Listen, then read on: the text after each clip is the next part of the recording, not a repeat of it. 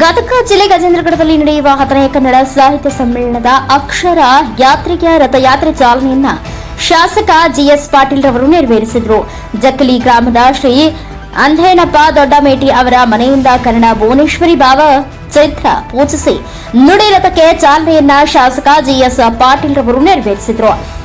ಈ ರಥವು ನರಿಗಲ್ಲ ನಿಡಗುಂದಿ ಮಾರ್ಗವಾಗಿ ಗಜೇಂದ್ರಗಢದ ಮೈಸೂರು ಮಠಕ್ಕೆ ಇಂದು ತಲುಪಿತು. ಕನ್ನಡ ನಾಡು ನುಡಿ ಜಲ ಉಳಿಯುವುದಾಗಿ ಶ್ರಮಿಸಿದ ಅಂದಾನಪ್ಪ ದೊಡ್ಡಮೇಟಿಯವರ ಕರ್ನಾಟಕದ ಏಕೀಕರಣದ ರೂವಾರಿಗಳು ಅಂತವರನ್ನ ಇಂದು ನೀವೆಲ್ಲರೂ ಸ್ಮರಿಸುವ ದಿನ. ಎಲ್ಲರೂ ಸೇರಿ 3 ದಿನಗಳ ನಡೆಯುವ ಈ ಕನ್ನಡ ಸಾಹಿತ್ಯ ಸಮ್ಮೇಳನಕ್ಕೆ ತಾವೆಲ್ಲರೂ ಬಂದು ಈ ಕಾರ್ಯಕ್ರಮವನ್ನು ಯಶಸ್ವಿಗೊಳಿಸಿ ಎಂದು ಶಾಸಕರಾದ ಜಿಎಸ್ ಪಾಟೀಲ್ ರವರು ಹೇಳಿದರು. ಇದೇ ಸಂದರ್ಭದಲ್ಲಿ ಶಾಸಕರಾದ ಜಿಎಸ್ ಪಾಟೀಲ್, ಮಿಥುನ್ ಜಿ ಪಾಟೀಲ್, ತಾಲೂಕಾ ಪಂಚಾಯಿತಿ ಕಾರ್ಯನಿರ್ವಹಣಾಧಿಕಾರಿಗಳಾದ Chandrashekar Kundakur, tahsildar Nagaraja K, Shivappa Nagappa Doddameti, MS Kori, Sandesh G Doddameti, Raju Muguli, Gurappa Ronad, Sharanabasappa Budihal ಸೇರಿದಂತೆ ಇನ್ನು ಅನೇಕರು ಹಾಗೂ ಜಕ್ಲಿ ಗ್ರಾಮದ ಕನ್ನಡ ಅಭಿಮಾನಿಗಳು, ಯುವಕರು, ಗ್ರಾಮ ಪಂಚಾಯಿತಿ ಅಭಿವೃದ್ಧಿ ಅಧಿಕಾರಿಗಳು, ಅಧ್ಯಕ್ಷರು, ಉಪಾಧ್ಯಕ್ಷರು, ಸರ್ವ ಸದಸ್ಯರು, ಪಂಚಾಯಿತಿ ಸಿಬ್ಬಂದಿ ವರ್ಗ, ಅಂಗನವಾಡಿ ಕಾರ್ಯಕರ್ತೆಯರು, ಆಶಾ ಕಾರ್ಯಕರ್ತೆಯರು ಮತ್ತು ಸಂದರ್ಭದಲ್ಲಿ ಇನ್ನು ಅನೇಕರು ಉಪಸ್ಥಿತರಿದ್ದರು.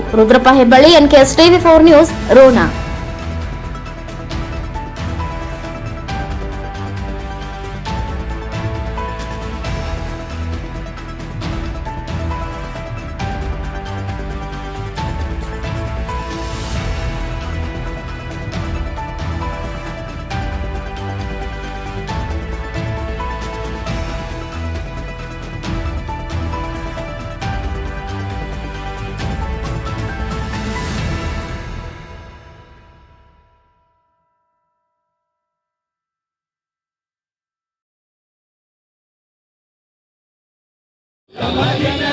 ಭಾರತ ಜನನಿಯ ತನುಜಾತೆ ಜಯ